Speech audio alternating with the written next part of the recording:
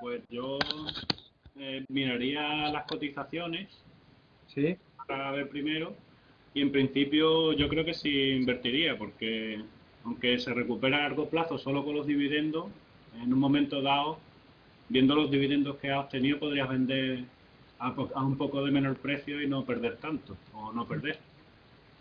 Muy bien. A ver, es importante destacar que este curso, lo estáis viendo, es totalmente didáctico. Tenemos una visión a largo plazo de la inversión de la acción. No queremos ser especuladores o cortoplacistas máximos.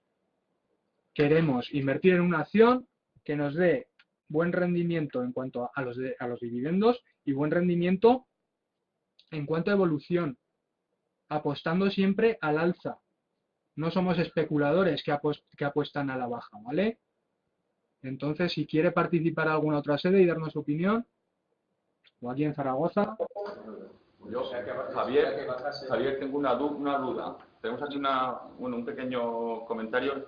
¿Cuánto se puede considerar una cantidad interesante para invertir en bolsa? Porque estamos hablando que si invertimos, por ejemplo, 3.000 euros, tampoco vamos a ganar mucho, porque todo lo que ganas le descuentas comisiones y ley y fiscalidad, tampoco es mucho la ganancia. Ya, yo te voy a contestar. ¿Cuánto dinero meterías en un plazo fijo?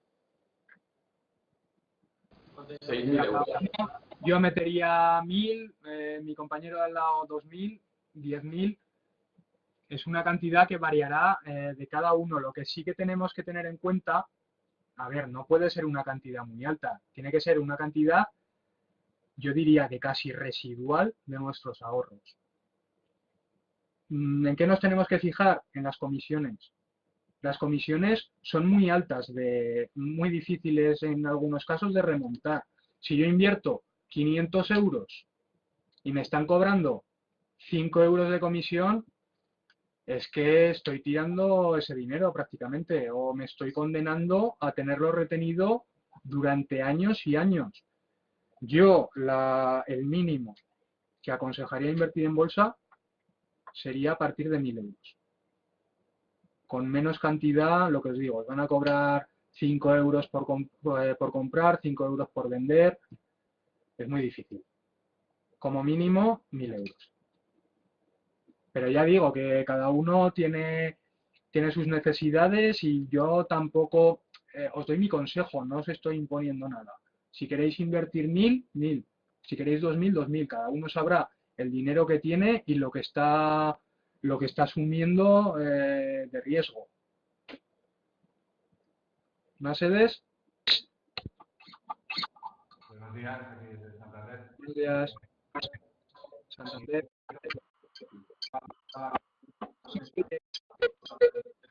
Aquí en Madrid una compañera querría hablar e intervenir.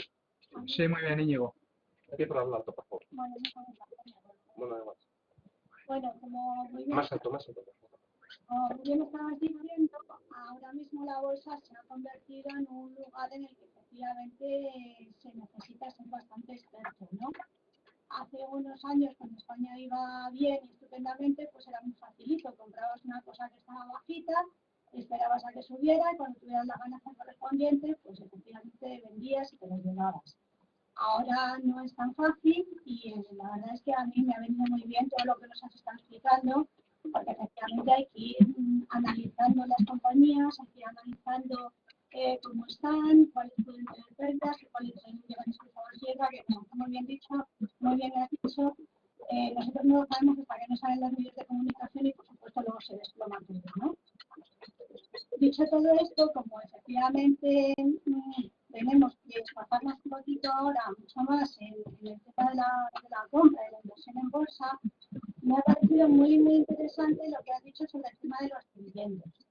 Efectivamente, ya no tenemos que pensar tanto a lo mejor en la plusvalía, en lo que ganamos cuando compramos y cuando vendemos, sino en lo que podemos ganar a lo largo de los años a través de los dividendos que podamos obtener de estas compañías.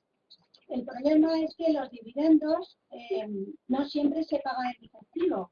ahora se está poniendo, pues, también lo has dicho, muy de moda, el que el dividendo sea a cargo de nuevas acciones.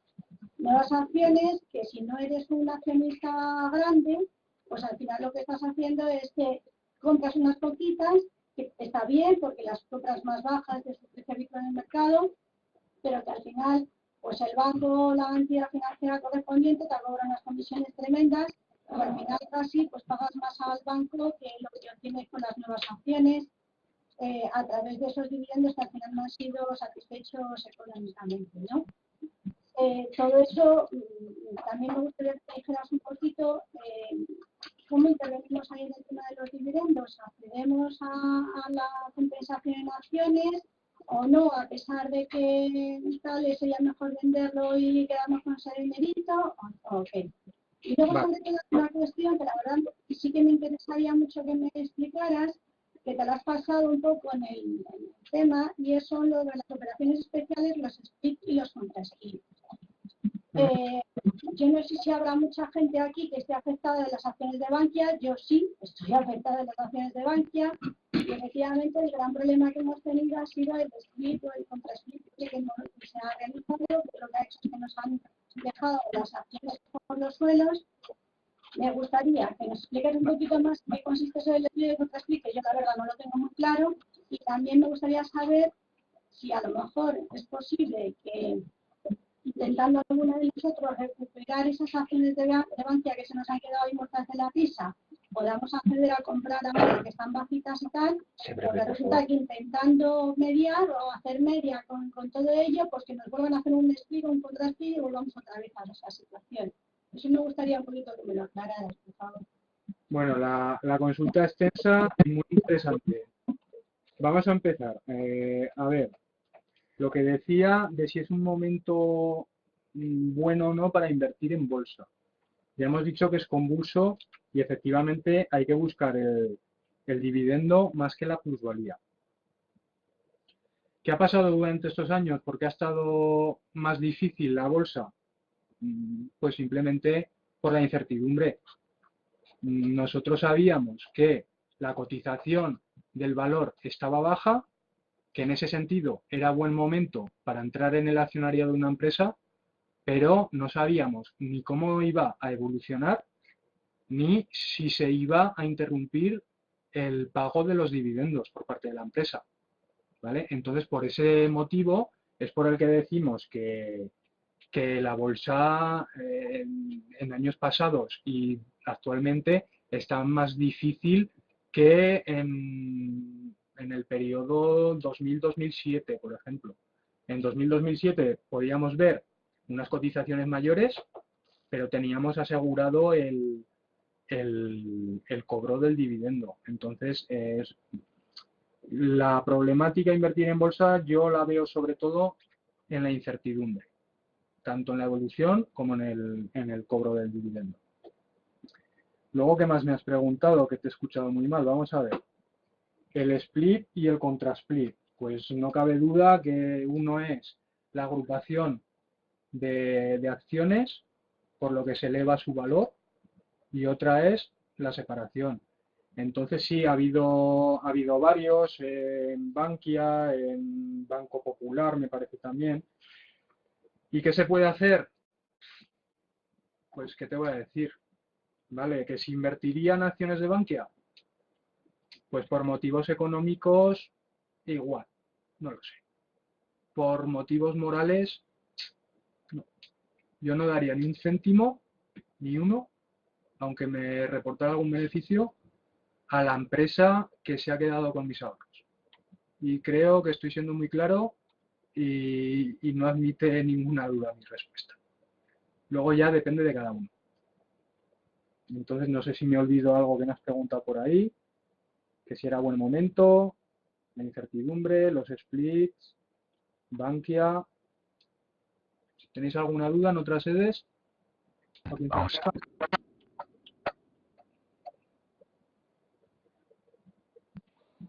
Bueno, buenos días otra vez. Estaba tratando de terminar antes.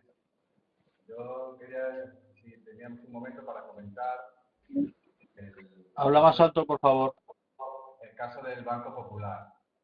el Banco Popular cambió sus preferentes por acciones, tuvieron un desplome muy fuerte y han subido otra vez hasta los niveles de antes del cambio. Es un caso que me ha llamado la atención durante los últimos meses. Y ahora mismo recuperan casi el valor que tenían antes del canje de preferentes, los preferentistas que recibieron acciones. Entonces, si sabes algo de este asunto y si de ese desplome y esa recuperación tan fuerte de este año es algo normal y por lo tanto se puede esperar lo mismo de otras acciones como de la Caixa, por ejemplo, que también estaban subiendo. ¿Se puede dar por hecho que esto es siempre así o ha sido una casualidad? Vamos a ver, ahora escuchándote me venía una respuesta que me he dejado de la persona que ha preguntado en Paseo de la Esperanza. Y era... ¿Qué era? A ver, que se me ha hecho. No sé, todo. Ah, sí. Bueno, respondiendo a Alejandro, está claro que las acciones de Banco Popular han sufrido una mejoría bastante importante, pero también que durante la última semana han sido de las que más han bajado en valores españoles. Entonces, es una acción bastante volátil. Al comprar acciones de Banco Popular, tan pronto podemos estar aquí como aquí, ¿vale? Es cierto que a las personas que les canjearon, pues no les ha ido del todo mal, han podido recuperar ahora mismo gran parte de lo que tenían invertido en otros productos que no quisieron contratar. Y respecto a las acciones de la Caixa, esta semana también han estado ahí.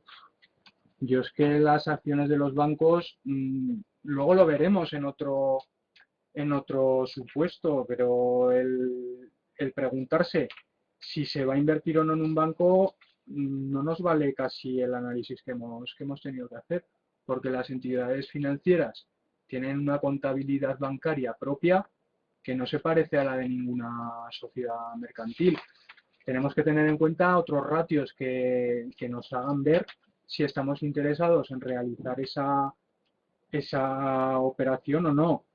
No cabe duda de que en el caso del Banco Popular, mediante la evolución de las acciones que ha tenido, pues yo me alegro por los afectados porque ya te digo, no se han desplomado como en otros casos, como pudiera haber sido Bankia, que ha remontado, pero hubo una etapa en que estaban bajo mínimo las acciones, Liberbank, etcétera, y la verdad que sí, al convertir esos productos en acciones, pues gracias a Dios no han tenido que sufrir más de lo que ya sufrieron.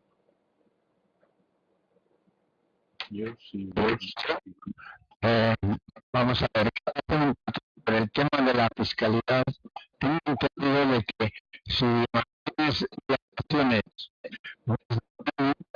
y luego vendes,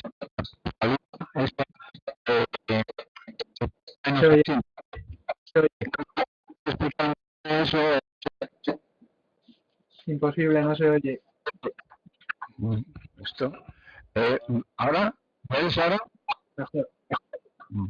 Esto no va. ¿Perdón? ¿Me oyes ahora? Hable ahora. Quería que nos explicases un poco el tema de la fiscalidad después de tener unas acciones más de un año o de dos. La plusvalía, tengo entendido que no se paga lo mismo a Hacienda. Vamos a ver, en cuanto a la fiscalidad, lo que sí que se puede compensar son las pérdidas que ha generado la venta de una acción.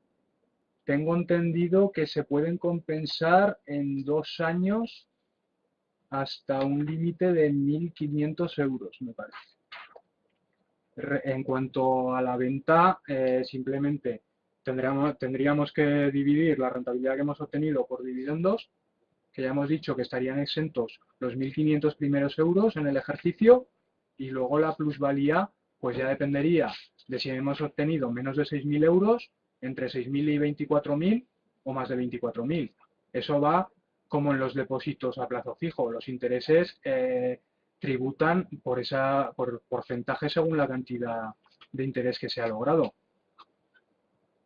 Por otra parte, yo soy afectado por las subordinadas de Caja España. Se nos han convertido en bonos convertibles con menor valor. ¿Eso se puede desgravar? ¿Qué se puede hacer en la declaración de Hacienda? Porque ni se ha vendido, me lo han cambiado, entonces no sé en qué calificación tiene eso. A ver, el canje de subordinadas de Caja España habría que ver en que para que tú puedas desgravarte una pérdida tiene que haberse hecho efectiva. Entonces, me da la sensación de que si no has vendido esas convertibles, todavía no se ha hecho efectiva la pérdida, todavía no la puedes deducir en Hacienda. A ver, un momento, yo tuve pérdidas con los valores del Santander al convertirlos, cuando se han convertido en acciones, no le puedo deducir en la declaración de la renta. O sea, las pérdidas y desde luego simplemente Hacienda pone los justificantes. O sea que si el valor del Santander, o sea, si por el cambio de título, considera que ha habido una operación en medio de venta y de compra. En acciones y entonces una vez que se han convertido ya desgravan. Pues por lo menos en ese caso. No, y puede ser posible, ¿eh? Sí, no te digo que no. Simplemente me ha hecho la justificación. Lo que pone de manifiesto es que hace falta un taller de propio para fiscalidad, que os digo que os interesa un montón, y la verdad es que no se ha centrado el tema en eso, en la fiscalidad. También, por otra parte, veo que muchas de las consultas se refieren a títulos que tenéis, Bankia, Banco Popular. El objetivo del curso es intentar enseñar a invertir en bolsa. Y para eso el supuesto que se ha cogido es Telefónica. Y solo he visto 2 consultas sobre el supuesto de Telefónica. El resto de respuestas, entendernos que son precipitadas. Estamos hablando de Telefónica, no de Bankia, no de Banco Popular, ni de la fiscalidad. Entonces, yo lo que querría... A ver... Muy cerca. Yo lo que querría transmitiros es que en este supuesto la idea es que seáis capaces de hacerlo vosotros. Es bastante engorroso, yo lo sé que ponerse con lápiz y papel a hacer esto es muy engorroso y hay muchos datos que hay que buscar. Pero en el supuesto que nos han presentado, en primer lugar, en el análisis histórico, ese gráfico de medias que se ha presentado, se ha elaborado de propio. Pero los datos están en invertia.com. Y esos datos, lo bueno que tienen, es que te dan unos datos desde el año 2003, desde 10 años atrás y más, y el efecto que producen los splits y las ampliaciones de capital sobre la cotización de la acción los tienen recogidos. Es decir, sabéis que un split, que es coger una acción y dividirla en varias, o coger varias y agruparlas, como podríamos considerar que el cambio de la peseta al euro fue un split. Cogieron y se agruparon a un tipo de cambio. Eso, desde luego, si te pones a mirar datos históricos en prensa, pues te lo va a alterar, mientras que la fuente que viene de Invertia, esos efectos ya te los ha recogido. Del mismo modo, el gráfico que se da en Finanzas Yahoo, que se ha presentado, ya lleva esos efectos de los splits. Entonces, esas fuentes que se os dan para mirar esos gráficos y esos históricos, pues son elegidas precisamente por eso, ¿no? Luego, unos mismos datos, pues por ejemplo, si mirásemos la podrían hacernos pensar que es un deportivo y en realidad es un camión. Los datos, en principio, son solo esos. Uno puede tomar muchas conclusiones. El objetivo de este supuesto, en principio, intentaba dar un valor real para cada uno de nosotros de lo que vale la acción de Telefónica. Para uno, aquí en la conclusión se salía que el valor real era 12. ¿Pero para quién? Para el que redactaba el supuesto. Vosotros en la idea personal pues podéis considerar que el valor real es 10, 9 o 16. Pero al final, antes de comprar una acción, tenéis que haceros una idea de qué es lo que vale de verdad, independientemente de lo que cotice. Y esa idea, al final, es una cuestión de opinión, porque los datos hay que interpretarlos y una interpretación puede ser en un sentido o no. Por un lado teníamos los gráficos, por otro lado teníamos conocer un poco la situación actual y la historia de la empresa. Entonces, miramos en Wikipedia, ¿vale? En Wikipedia podemos ver a qué se dedica Telefónica, que no está de más, en qué mercados actúa, que no está de más, y una de las principales cuestiones que se mira es quiénes son los mayores accionistas, porque cuando tú compras acciones de una empresa, eres socio, eres empresario de esa empresa, pero no pintas nada, eres un socio minoritario. Tienes un socio mayoritario que es el que decide lo que va a hacer esa empresa. Entonces, no está de más saber quiénes son esos socios mayoritarios, que son los que van a decidir si me dan dividendo o no. En este caso son la Caixa, BBVA. Veíamos que uno de los principales al final era BlackRock, que últimamente se oye mucho hablar de él, que es un fondo de inversión americano que está en todas las grandes empresas españolas, con porcentajes que superan el 5%. Ríete de lo que tenga Botín en el Santander. BlackRock tiene el 5% del Santander, el 5% del BBVA y porcentaje muy importante en Telefónica. Entonces, ¿quiénes son los socios que van a decidir o qué es lo que va a pasar con esa empresa? En el caso de Telefónica, es una empresa de las más grandes de España, la más cotizada. En principio se supone que toma las decisiones en su propio beneficio, en beneficio de ese accionista mayoritario.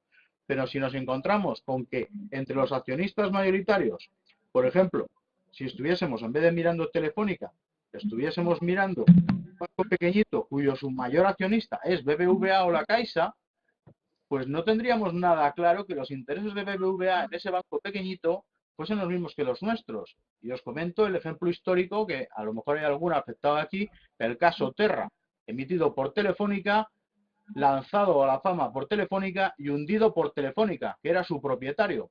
Lo lanzó y lo hundió. Le quitó el negocio de la ADSL y se lo quedó para otra empresa suya. Entonces hay que saber quién es ese socio mayoritario con el que vamos a asociarnos como socio minoritario. Para eso en Wikipedia pues nos dice un poco quiénes son los accionistas mayoritarios. En principio en Telefónica con Caixa y BBVA se supone que no hay conflicto de intereses y que la empresa iría para adelante. Las noticias. Efectivamente, las noticias tienen un valor publicitario. Las suelen emitir el consejero delegado y hay que saberlas interpretar. Y además las noticias, cuando nos metemos en valores tan importantes como es Telefónica, el saber si va a comprar, que ahora se está diciendo que va a invertir en Italia, en Telecom, que la dimisión del presidente de la telefonía de Italia beneficia a Telefónica. Al final hay que saber si esos miles de millones que se van a invertir en Italia, lo que le supone al balance de Telefónica, porque a lo mejor no le supone nada, no le afecta al pequeño accionista. Ese tipo de noticias llenas de números enormes, pues pueden suponer algo o no, según el volumen de la empresa en la que estamos hablando, ¿no? Entonces esas noticias son difíciles de interpretar. Otro tema que ha salido es el endeudamiento. El endeudamiento, una de las noticias nos decía que no preocupaba el endeudamiento porque lo iban a hacer en productos híbridos que desgraciadamente muchos de vosotros conocéis. Los productos híbridos, esas participaciones preferentes, esas obligaciones convertibles, ¿qué es lo que significa? Que al final a esos acreedores me los voy a convertir en accionistas. Entonces, para el accionista que está antes, dice, bueno, pues si tú vas a emitir esos acreedores, los vas a convertir en accionistas, yo que soy accionista ya, ¿eso me va a beneficiar o me va a perjudicar? Pues depende de la ilusión que tengan esos acreedores por ser accionistas. Si son accionistas obligados, como los que vivimos las preferentes, obviamente van a vender en cuanto puedan y van a bajar la cotización de la acción. Para el accionista viejo va a ser malo. Si la inversión la realizan grandes fondos de inversión que no tienen esa intención de retirarse, a lo mejor es bueno para la acción. En cualquier caso, ese endeudamiento que se ve en Telefónica que aumenta, pues para valorar si es bueno o es malo, si lo hace a base de productos híbridos que va a acabar convirtiendo en acciones, pues vosotros por experiencia habréis visto que eso tarda tiempo, no lo hacen de un día para otro. Por eso se valoraba que a lo mejor la valoración que se hacía tenía que ser a 18 meses, al tiempo que podían tardar en convertir esos endeudamientos en productos híbridos. En cuanto a los valores contables se sacan del balance de situación de la entidad, del informe de gestión, de la convocatoria de accionistas. Los datos de un año no son suficientes, muchas veces hay que mirar 2 y 3 años atrás. encontrar esos valores contables que se os han puesto aquí, el patrimonio neto, el número de acciones, el pasivo corriente, el activo corriente, es un trabajo. Y averiguar cuál es la dichosa cifra que realmente tenemos que coger para el ratio. Entonces, sabemos que es un trabajo complicado, pero es que es ahí donde hay que empezar a mirar los números de la empresa en la que queremos invertir.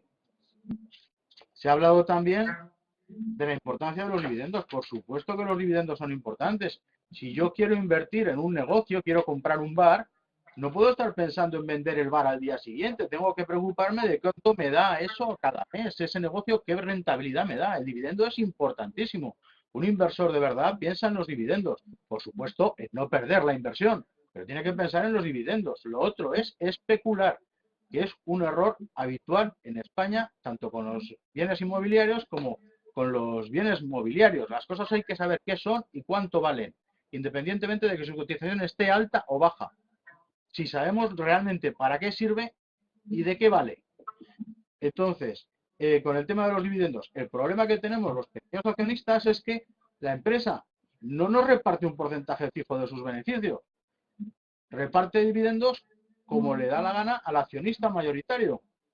Y puede tener muchos beneficios en su contabilidad y congelar los dividendos, como hizo Telefónica en 2012, que le pegó un susto a todos los accionistas, o está repartiendo dividendos del 5, el 6 y el 7%, como hizo en todos los años anteriores. Entonces, por supuesto que ver el histórico de dividendos, si yo voy a comprar acciones de una empresa, es importantísimo ver cuánto pagan a final de mes cada trimestre, cuánto pagan por acción. Eso es básico. Entonces, claro, buscar ese histórico de dividendos vuelve a ser otro dato complicado de conseguir, que no sé si podemos decir la fuente. Era la duda que tenía la señora de Paseo de la Esperanza, que me ha venido ahora. Y el histórico de dividendos se consigue en la página web corporativa de la sociedad, de Telefónica en este caso. Hay un apartado de accionistas y dentro de ese apartado nos encontraremos un subapartado que es histórico de dividendos. Allí nos aparecen los dividendos de los últimos 5 o 6 años. No obstante, también podemos ir a portales económicos como pueden ser Invertia.com o Finanzas Yahoo y podemos encontrar también el histórico de dividendos. Una cosa nos puede producir incluso risa, pero no está de más recordarla, es que la persona que cobra los dividendos es aquella que es titular de las acciones el día anterior que se desembolsa el dividendo. Puede parecer muy simple y micrófono abierto. Que si Telefónica pagaba el dividendo el día 20 de noviembre, el día 19 ha querido comprar, o en el mismo día, y no es posible, ¿vale? Bueno, pues vamos a ir ahora con nuestra decisión final sobre las acciones de Telefónica. Un momento. Alguien tiene un micrófono abierto y se me ha cortado. Sí, no sé si se oye desde Barcelona, ¿está bien? Sí, se oye. Que querían plantear los socios. Vale. Buenos días. Buenos días. Al principio me ha llamado mucho la atención que dijeras que en la web de la Bolsa de Madrid se ofrecieran los datos en tiempo real, cuando yo pensaba que muchas webs lo ofrecían con cierto tiempo diferido, ya fuera minutos o ya fuera otra periodicidad. ¿Es realmente eso así y por lo tanto eso ser una fuente fiable? Y si hay eso por un lado. En otro aspecto, bueno, al principio me ha surgido la pregunta, luego me ha parecido entender la respuesta que sí, que si los simuladores ya incluían gastos, y he entendido que sí, por lo tanto que era bueno. Y en tercer lugar, y el más difícil de responder de todos y más subjetivo, sería, aquí se han ofrecido supuestos en cuanto a acciones españolas. Yo me había hecho la impresión o la preferencia de que era mejor escoger fondos de inversión más que acciones. Y supongo que eso será cuestión de opinión. No sé cuál será la tendencia real.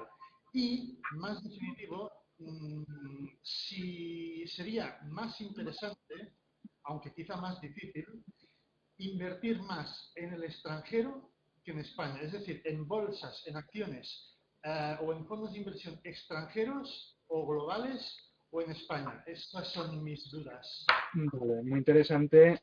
Vamos a ver, en cuanto al tiempo real de la página de la bolsa. Lógicamente, la única opción que tenemos de informarnos de la cotización de las acciones que cotizan en bolsa a tiempo real es acudir a cada una de las bolsas españolas y ver el letrero con las correspondientes cotizaciones. No hay otra. La forma más rápida que tenemos de informarnos sobre una cotización más o menos actualizada, más que menos, es la de entrar en el portal de la Bolsa de Madrid, de Barcelona, de Valencia o de Bilbao. ¿Vale? Entonces, luego los simuladores. Vamos a ver, hay varios simuladores. El que empleo yo incluye las comisiones, te las está descontando de la rentabilidad, ya está contando con ella. Te está diciendo, estás obteniendo un 4%. Ese 4% lo que tú has pagado por abrir esa posición y lo que estás pagando también por cerrarla. Entonces, rotundamente sí, se incluye. La tercera duda, respecto a los fondos de inversión, si es mejor contratar un fondo o acciones, ¿tú qué prefieres? ¿Que te den todo hecho o emplear un poco de tu tiempo, crear tu propia cartera de inversión, juntando aquellos valores que crees que son los más interesantes, que te pueden aportar una mayor plusvalía y un mayor dividendo? ¿Qué pasa? Que para el fondo de inversión lo contratas, te dan una fichita y te vas a tu casa. Al crear la cartera de inversión tienes que gastar tiempo por ti mismo. No te están imponiendo los valores. Hago mucha referencia a imponer los valores. Tenemos que pensar, tiene que salir de aquí. ¿Qué valores me interesan? ¿Es buen momento? ¿No es buen momento? ¿Qué posibilidades de mejora tiene la acción? ¿Sí? A ver, Barcelona, ¿querían decir algo?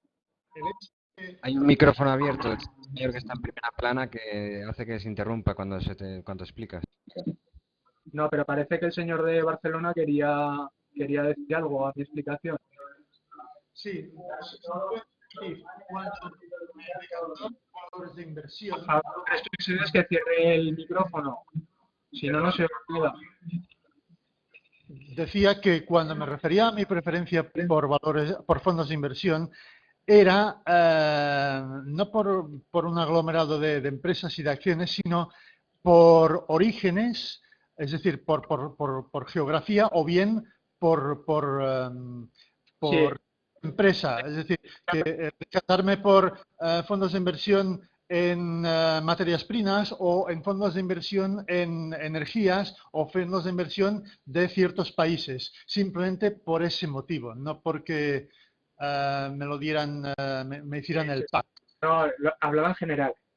Simplemente cabe destacar que al entrar en un fondo de inversión nos podemos encontrar con barreras de entrada, como son la comisión por suscripción de participaciones o barreras de salida, que es la comisión de reembolso. Entonces, yo prefiero pagar una comisión en bolsa y elegir los valores que no contratar un fondo de inversión que me dice que invierte en unas cosas y que no lo pueden asegurar al 100%. ¿Vale? Respecto a lo que decías de los fondos de materias primas. Yo son fondos en los que no invertiría nunca. ¿Por qué? Pues porque está en juego algo tan importante como pueden ser vidas humanas, y no exagero. Hay fondos de inversión que con materias primas ganan con conflictos bélicos. Cuando están matando a la gente, suena así de tajante, tú estás ganando dinero. Con hambrunas, tú ganas dinero. Con malas cosechas, tú ganas dinero. Entonces allí ya entra en juego la moralidad de cada uno. Yo desde luego no invertiría en materias primas. Y luego lo que me decías de dirigir la inversión hacia fondos de inversión o acciones de países extranjeros. Ten en cuenta que allí vas a pagar más comisiones. Estás pagando una comisión internacional. Vas a tener más dificultades para acceder a la información de la empresa. ¿Vale? Entonces no nos creamos que fuera atan los perros con longaniza. Respecto a los fondos de inversión de aquí españoles, pues simplemente yo tampoco invertiría en ellos, pero a ver, están parte de su cartera está destinada a española, que la pagan al 5% o más. Entonces está sacando una rentabilidad bastante elevada, incluso mayor que algunos fondos extranjeros. Ahora cerrar el micrófono. Perdona, desde Alicante, tenemos un socio que quiere comentar algo. Sí, dime, Lucía. Hola. Buenos días. Buenos días. Yo tengo 78 años. ¿Sí? Compré acciones de Bankia a 3,75. Cuando empezaron a bajar no me alegraba porque perdía dinero, pero tampoco me ponía nervioso porque la situación mundial es mala y sobre todo en España. Entonces yo esperaba que si ha sido apoyada por el Estado, esta entidad no puede desaparecer. La situación es mala, no va a durar toda la vida, durar 5, 10, 15 años. Y una vez que mejore, la acción vendrá a su sitio e incluso se ganará dinero. Si yo, por desgracia, he fallecido, tengo un hijo que lo podía recuperar. Ahora, con lo que han hecho ahora, con este maldito, y no quiero decir palabras malas, maldito gobierno, que lo que ha apoyado es arruinarnos a los pobres ahorradores, que 100 acciones se han quedado en una. Entonces, si la acción hubiera bajado a 1 céntimo, alguna vez se podía recuperar, pero ahora a 375 euros la acción, eso no se puede recuperar nunca. Entonces criticamos otra cosa, tenía también preferentes, subordinadas. Me han convertido, no el capital que yo he invertido, sino el que ellos le ha dado la gana. Me la cobran a unos 35 cuando en el mercado están a 80, 90 céntimos. Yo hablaba aquí justamente en esta sala con una señora que tenía ella preferentes de la CAM. Sin embargo, el Santander, según ella me explicó, ha obrado con otra honradez. Se la han cambiado a 2,30, pero la acción está a 1,90. Y si la situación es mala y están perdiendo 40 céntimos, no se va a pasar mucho que ella va a recuperar su dinero íntegro. Pero lo que nos han hecho a nosotros con Bankia, eso es una estafa, que eso no se puede permitir, porque a 375 euros yo ya no puedo recuperar mi dinero nunca en la vida. Ni yo, ni mi hijo, ni nadie. Entonces, ¿qué le parece a usted eso? Y otra cosa, ¿usted cree que es aconsejable, solamente un consejo, de invertir en Telefónica? Muchas gracias. A usted. Va a permitir que le conteste yo. Yo creo que en estos momentos, me ha dicho antes de nada que tenía 90 y tantos años, o 78, perdone que le he puesto un montón de años de más. Pero yo creo que, sinceramente, que debe usted hacer los test MiFID, ver qué perfil de inversor tiene, y me da la sensación de que su perfil de inversión no es para invertir en bolsa, ¿eh? Yo no le recomiendo que invierta ni en Telefónica ni en bolsa. Sí, luego respecto a Bankia, que hablaba este señor, pues no cabe duda de que salieron a bolsa con unas cuentas anuales falseadas que reflejaban una supuesta realidad que no se adaptaba, y con eso lograron engañar a mucha gente que depositó su confianza pensando que era una empresa solvente y lo suficientemente despertaba la confianza para depositar sus ahorros en ello. Lo que ha dicho de, bueno, han estado bajas, pero dentro de unos años pues ya subirán. Es lo que hablábamos del largoplacismo. Pueden subir, sí, pero ¿y si no lo hacen? Es que es renta variable.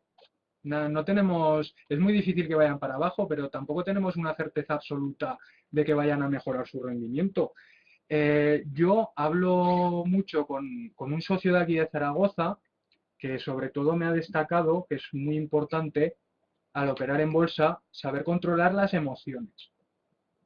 Porque cuando estamos en simulado, ves que vas perdiendo un poco, dices, bueno, pues ya lo dejaré. Y sobre todo, si tienes el dividendo, pues vas aguantando. Pero tenemos que ser conscientes de que estamos operando con nuestro dinero. Entonces, si tenemos una pérdida de un 1 y un 2%, mucha gente lo que hace es decir, vendo, no me complico la vida. ¿Por qué vas a vender? Si tienes un dividendo del 4 o 5%, pues analízalo fríamente, no te muevas por impulsos, controla las emociones y si no vales para eso, pues no inviertas en bolsa. Es muy sencillo. ¿Más dudas? Hola, hola, buenos días. De Coruña querían hacer una pregunta. Muy bien. Sí, buenos días. Queríamos saber cómo se pueden conseguir los simuladores. Sí, mire, los simuladores hay dos opciones. Hay software, son programas informáticos que algunos son gratuitos, puede buscar por internet, en Google por ejemplo, o yo con el que opero últimamente es muy dinámico, te permite abrir una página web, se llama labolsavirtual.com, tiene el hándicap de que no tiene en cuenta el cobro de dividendos, pero sí que tiene en cuenta la plusvalía que se va generando día a día. Tiene en cuenta también las comisiones y yo creo que es una herramienta muy útil porque permite perderle sobre todo el miedo a la bolsa, aprender un poco a controlar tus emociones, cómo responderías si realmente fuera tu dinero. ¿Aguantarías ir perdiendo el 2% o cerrarías tu posición? Incluso se pueden hacer una serie de competiciones, por decirlo de alguna manera, con un grupo de gente que invierte en diferentes valores españoles y ver quién obtiene una mayor rentabilidad. Así que si ustedes están interesados, pues yo le doy la dirección de la página, se ponen en contacto y van haciendo...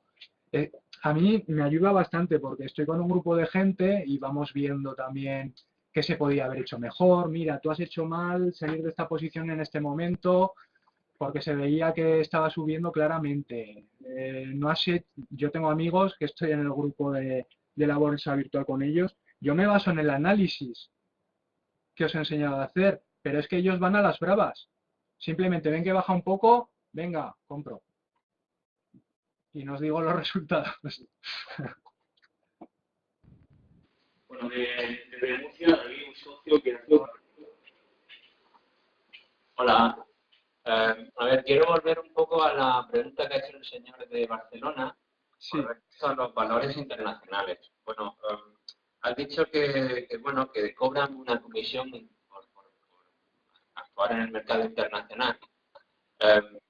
Esa es mi primera pregunta. ¿Qué tipo de comisión cobran? Y segundo, has dicho que había más dificultades a la hora de obtener información. ¿Me escuchas? Sí, sí. A la hora de obtener información, ¿qué tipo de dificultades puedes obtener? Si, por ejemplo, te basas en datos concernientes a la empresa, al capital, a las acciones. Esa era mi pregunta. No sé. Sí, al operar en mercados internacionales podemos estar hablando de que las comisiones se multiplican por 2, tanto de compra como de venta, y dependerá en qué alto grado del broker o de la entidad financiera con la que estemos trabajando. ¿Vale? Lo que me decías de las dificultades de información, vamos a ver, está claro, la información contable, pues solo vas a tener la dificultad del idioma. Si, por ejemplo, inviertes en Alemania, pero yo paso también a medios de comunicación. Tú aquí, ¿me oyes bien? Me baso en la información de los medios de comunicación. Si aquí invierto en Telefónica, en 24 horas o menos me voy a enterar de todo. Si invierto en una empresa alemana, dime tú cómo me entero. Una cosita más quería añadir. Con los fondos internacionales hace falta saber de qué países estás hablando, porque en el momento en que te sales de Europa estamos hablando de riesgo en el tipo de cambio. Y ya en sí las divisas ya serían, pues, el ser capaz de adivinar si va a subir o va a bajar el tipo de cotización de la divisa ya es en sí materia de estudio aparte, ¿no? Como para encima mezclarlo con el del fondo. Además, os vuelvo a recordar que, por favor, os centréis en el supuesto que se está analizando, que es Telefónica. Y no es que se esté recomendando Telefónica, es que ni Bolsa Española. Se ha cogido el supuesto más sencillo. Porque si queremos analizar un fondo de inversión, el primer problema que nos vamos a encontrar es que con la información que tenemos que buscar de ese fondo de inversión es distinta. Habrá que empezar a ver cuál es su cartera de valores, qué información podemos acceder en la cartera de valores de ese fondo de inversión. Ya no solo el análisis histórico o el número de partícipes, sino cuál es su cartera de valores, y esa información muchísimo más, ¿cuál es la palabra? Compleja no, que no hay quien la encuentre. Inaccesible. Hacer un histórico de cómo es la evolución de la cartera de un fondo de inversión del día que tú compras a un mes después, le han podido pegar una vuelta dentro del fondo de inversión los gestores y tú no te enteras. Todo lo que eran deuda con renta fija, con un tipo de interés alto, de repente la liquidan, tienes los beneficios un mes y al año siguiente y al mes siguiente tienes deuda con un tipo de interés pésimo. O sea, el cómo evolucionan las carteras de valores en fondos es muy difícil de analizar. Solo tendrías los datos históricos, mientras que en las empresas que estamos mirando hay un negocio detrás y unas noticias de las que se puede hablar. Entonces, yo creo que sería tema aparte, no solo los fondos de inversión, sobre todo, creo que sería interés de mucha gente. Se hablaba de hablar de fondos de pensiones o incluso el tema de la fiscalidad que se hablaba antes. Y ahora, pues sencillamente hemos cogido Bolsa Española por tomar una forma de inicio, ¿no? No es que se esté recomendando un tipo de inversión u otra, solo aclararos eso. Alicante. Hola, buenos días. Mira, mi pregunta es a este respecto. Una persona que va a comenzar su formación con miras a un futuro convertirse en profesional en bolsa y puede escoger entre elegir que empezar a formarse en bolsa española o en bolsa estadounidense, tú, en tu opinión personal, ¿cuál de las dos le podría sugerir que eligiera? Ya de entrada que entra en la americana a formarse o que empiece con la española y ya conociendo la española, después se pase a formarse en la bolsa americana que mueve volúmenes mucho más grandes. Te voy a responder con una pregunta. ¿Tú qué esperas de la bolsa? ¿Vivir de ella? En parte sí, o por lo menos complementar. ¿Cuánto valor tendría tu cartera? 50.000 euros. Pues lo siento si te desilusiono, pero con 50.000 euros no puedes vivir de la bolsa. Porque los vas a perder. Te formes o no te formes. Vivir de la bolsa es automáticamente imposible para el común de los mortales. Lo que sí que puedes hacer, y lo has dicho muy bien, es sacar cierto rendimiento, complementar ingresos. Pero me parece que vas más enfocado hacia el trading y cosas así, ¿no? No, tal vez cuando dije di a entender que quería defender mis ingresos efectivamente. Me refería a obtener ingresos complementarios. Vale. No trading. Justamente lo que lógicamente te aconsejo que empieces por bolsa española y, si puede ser, por valores del IBEX 35, en cuanto a que en España vas a pagar menos comisiones, la merma de tu rentabilidad va a ser menor, vas a tener mayor acceso a todo tipo de información que si operaras en Estados Unidos, ¿vale? Pero sobre todo, yo he oído hablar así a mucha gente y muchos han acabado en trading, operando con apalancamiento y han acabado mal, con que vamos a centrarnos en sacar un poquito de rendimiento a nuestros ahorros y no buscar otros objetivos, ¿eh? Porque vivir de la bolsa es peligroso, nada recomendable y solo lo hacen las grandes fortunas. Y el trading El trading, Pregunta por aquí. sobre trading, y el apalancamiento. vamos, que es el análisis de gráficos. Hay personas que dicen que viendo un gráfico, la evolución que ha tenido, pues que el comportamiento de la acción, bueno, no operan con acciones, operan más con forex, con futuros, con CFDs. Entonces, ellos creen que van a adivinar el rendimiento inmediato prácticamente que va a tener esa acción. Hacen operaciones intradía. Dicen, bueno, yo pienso que esta acción, que este CFD o este futuro va a subir, yo apuesto tanto, e incluso puede operar con apalancamiento. El apalancamiento básicamente, ¿qué significa? Para operar con futuros te están pidiendo una garantía del 5%, ¿vale? Solo no tienes que desembolsar todo el dinero como con acciones. Con el resto puedes seguir operando. Entonces yo lo veo muy peligroso porque estás invirtiendo dinero que no tienes. Que si ganas, perfecto. Puedes estar operando con un apalancamiento de 2 y ganar 2 euros por cada euro que apuestas, digamos. Pero como pierdas, a ver cómo respondes con un dinero que no tienes. ¿Vale?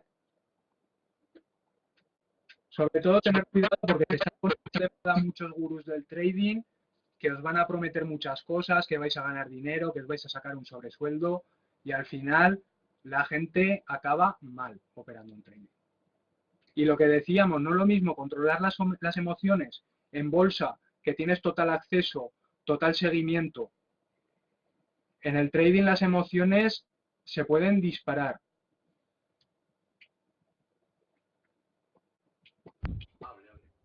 A ver, mi pregunta es si las obligaciones, la cotización de las obligaciones de una empresa van un poco al unísono con las cotizaciones de las acciones. En consecuencia, ¿qué es preferible para un pequeño ahorrador invertir en acciones o en obligaciones de una empresa concreta? La cotización de la obligación es, al fin y al cabo, deuda que emite la entidad y que la tiene que devolver, ¿no? Entonces, la cotización de la obligación, en principio, depende enormemente, pues, de la solvencia de la entidad. Si la solvencia de la entidad no está en duda, pues, en principio, podría considerarse que tiene tanta garantía como la deuda pública. Entonces, a partir de ahí, la evolución de esas obligaciones va a depender de cómo evolucionan los tipos de interés en deuda pública. Es una cotización muy distinta a la de las acciones. Es renta fija que cotiza según la rentabilidad que dé frente a la que da la alternativa, que es la deuda pública.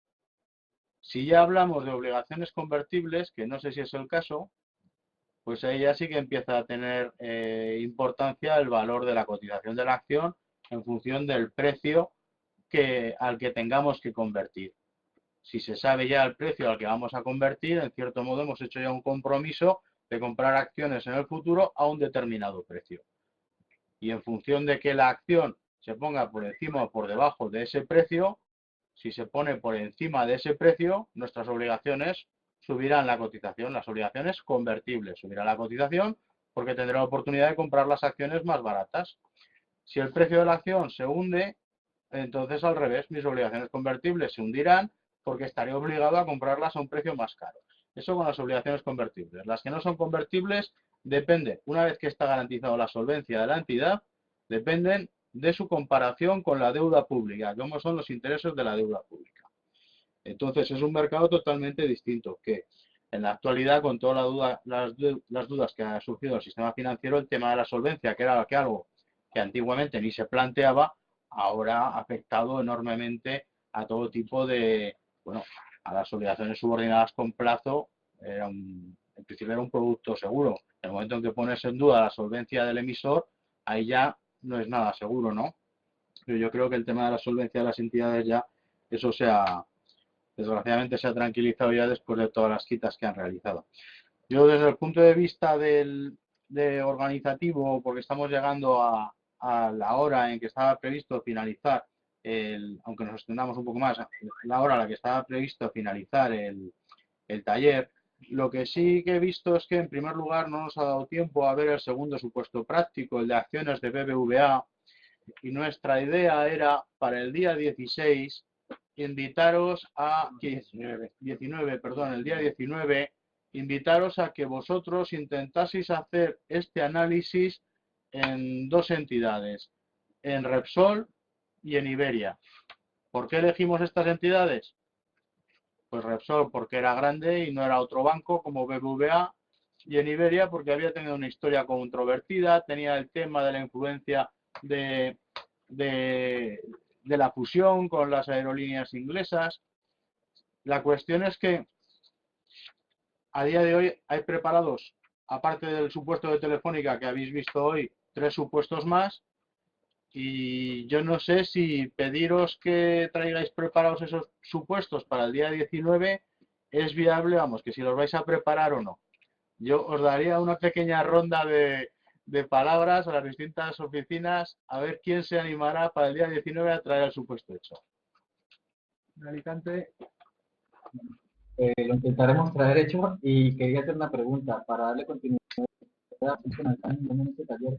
¿Recomendarían algún curso o a dónde recomendarían a alguien que estuviera interesado en continuar la formación en bolsa que acudiera? ¿Alguna universidad, alguna entidad educativa o algún libro? Gracias. Yo los únicos cursos que te recomiendo y más fiables son los de Adicae. ¿Vale? Vamos a ver, es que sobre todo en bolsa hay algunas agencias que se dicen especialistas que van impartiendo cursos por toda España. Al principio son charlas gratuitas, los ves muy convincentes, que entienden un poquito y mucha gente cae, pero simplemente son charlas comerciales que lo único que buscan es que hagas un curso, que te gastes dinero en materiales, que lo hagas online si quieres. Entonces, yo lo que te aconsejo, que con los materiales que te hemos dado es suficiente formación como para empezar a analizar valores y ver si estás dispuesto a invertir en bolsa. ¿Vale? Yo no te puedo recomendar, sobre todo sí, yo te diría que si te lees algún libro, si ves alguna charla o lo que sea, que te informes muy mucho sobre la formación.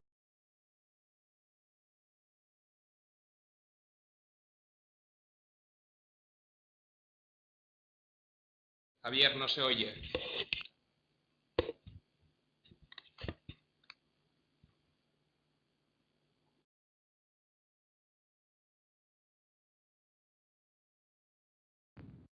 No se oye nada, Javier. No se oye lo que has dicho, Javier. Nada. Vale, ¿ahora? Sí. Vamos a ver, estaba contestando al chico de Alicante, le he dicho que la mejor formación que le puedo recomendar es asistir a estos cursos de Adicae porque nosotros no nos casamos con nadie y decimos todos los riesgos. Hay varias personas, varias organizaciones, empresas que van por toda España realizando talleres de bolsa, charlas informativas que en principio son gratuitas. Lo único que buscan, tienen una finalidad comercial, es que finalmente contrates algún tipo de curso que sea impartido por personas que supuestamente son especialistas, y lo que te recomiendo es que en esos casos de que asistas a alguna charla, de que vayas a algún curso, que te informes sobre el currículum y la formación de la persona que lo da. Ver si realmente es un experto, tiene la formación adecuada o simplemente ha hecho un cursillo de 10 horas y se cree el amo de las finanzas. ¿Vale? Lo que te aconsejo es seguir haciendo la formación de Adicae, que veas si te son útiles la forma de analizar las empresas, las acciones que te hemos enseñado a hacer y ver si te dan resultados. Y sobre todo que no tengas prisa, porque las dos intervenciones me da Me da la sensación de que eres una persona con prisa muy decidida y la bolsa está ahí todos los días y no se va a mover, ¿vale? Por favor, soy el señor que le he hablado antes y no se me ha quedado claro esto de que han hecho de 100 acciones que se queden en una y ahora nos salen a 375 euros que no se puede recuperar nunca. ¿Qué opinión tiene de eso?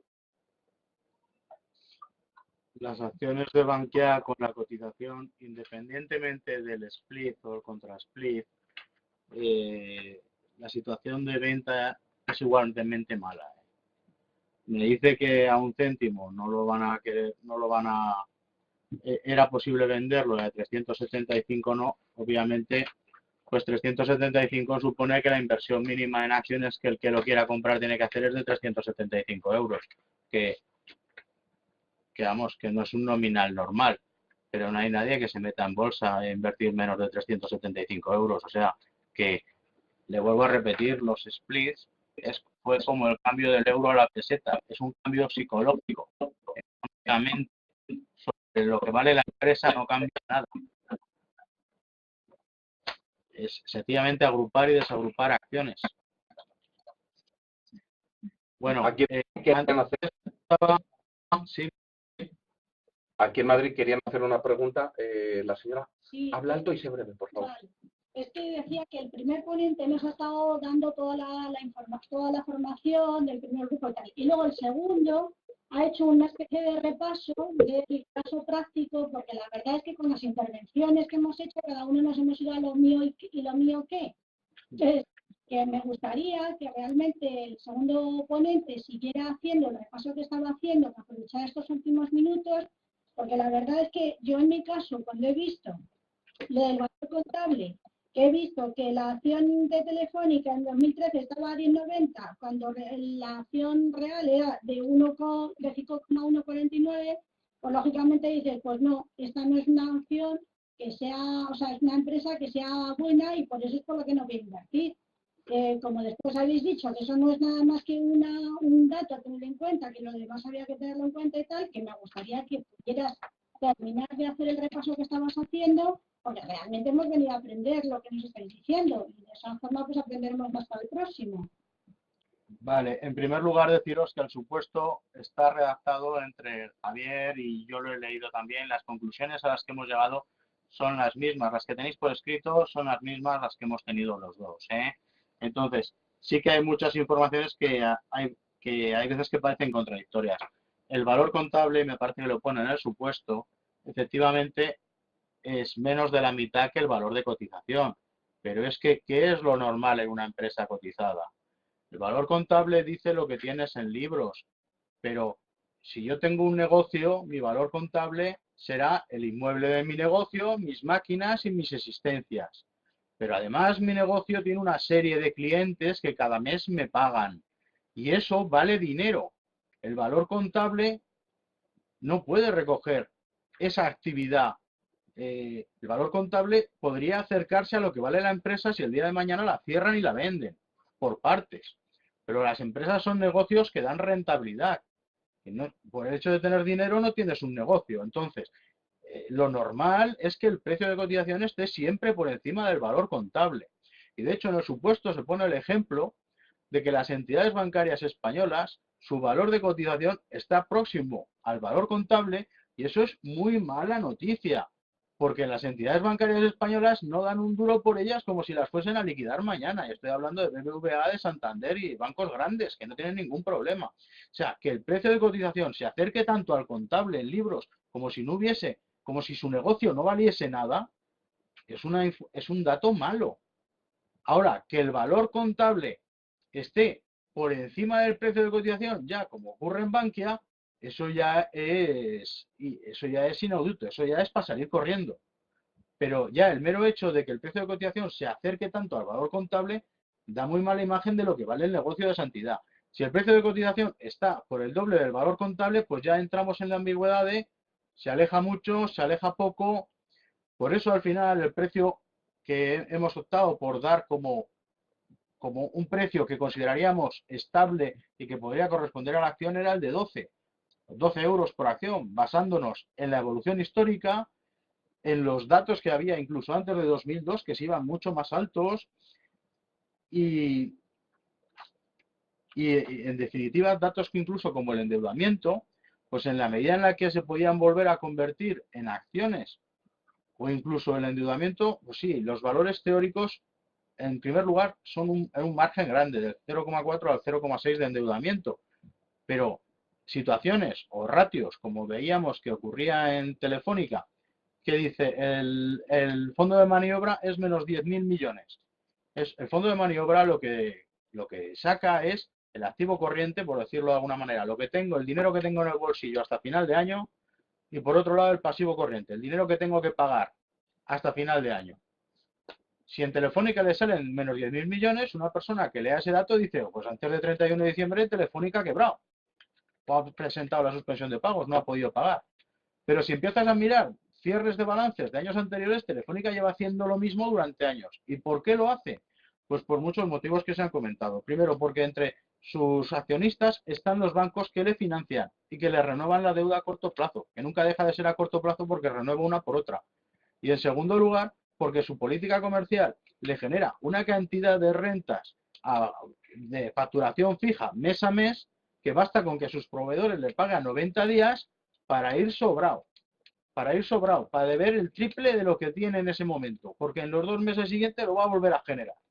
Tiene una seguridad en sus ingresos que le permite eso. Por eso, un dato, lo decía antes, un dato como puede ser la potencia de un vehículo puede confundir un camión con un deportivo. Pues entonces, aquí ocurre igual, se interpretan los datos y la conclusión a la que llegamos es eso. Por eso, el hecho de que el precio de cotización se aleje del valor contable, pues, a ver, si es el doble, a mí personalmente, bueno, yo no lo entiendo, los compañeros tienen más experiencia en esto. A mí no me parece exagerado. Ahora, si me dijeses ya 4 veces, ya te diría, hostias, mucho vale tu negocio. Y luego hay que ver qué negocio tienes. Por ejemplo, cuando veamos las acciones de Repsol y se vea su fondo de maniobra, pues se verá que hay una parte de sus activos que son patentes. Y dices, ¿y esas patentes hoy día valen o no valen? O las tienen valoradas al precio de cuando hicieron el invento y ya ese invento no vale para nada. Repsol es una entidad puntera, o sea, hay una cantidad de cosas dentro de la entidad que no podemos saber, ¿no? Y aunque trabajásemos dentro tampoco las podríamos saber.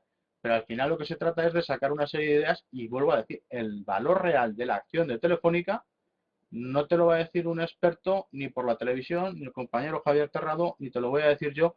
El valor real de la acción será el que tú decidas. El que tú decidas que le das. Bueno, y antes preguntaba a las distintas sedes que quién iba a hacer los deberes, no me habéis contestado muchas, tampoco hemos dado mucha oportunidad. Vamos, la conclusión es que creo que os vamos a dar los deberes hechos, os mandaremos los supuestos por correo electrónico, independientemente de que el compañero Alicante no mire las soluciones y se haga el supuesto de propio. Para el día 19 pues haríamos eso, las acciones de BBVA, de Iberia y de Repsol, a ver las que nos da tiempo, y para todos los que os habéis inscrito, os invitamos para poder fijar posteriores talleres y que se sume mucha más gente y gente que no ha podido asistir porque había un número de oficinas limitado para esta videoconferencia, que propongáis, yo os invitaría a no complicarnos la vida fuera de la bolsa, pero que nos propongáis qué acciones querríais que hiciésemos este análisis. Por ejemplo, pues he visto que a la gente de Bankia le interesa mucho. Bankia es muy controvertido, porque el funcionamiento de la entidad en sí mismo es complicado, tal y como está ahora. Pero no podríamos hacerlo de la misma forma que hemos hecho estas 3 entidades. Por eso, por correo os mandaremos los supuestos y os invitamos a que digáis, oye, pues vamos a valorar a Cerinos, Bankia, Banco Popular, y el que salga con más votos, pues lo haremos. No sé si hay más preguntas, voy a decir algo más.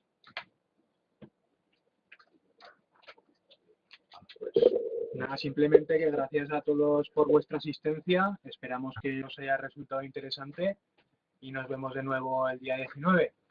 Gracias.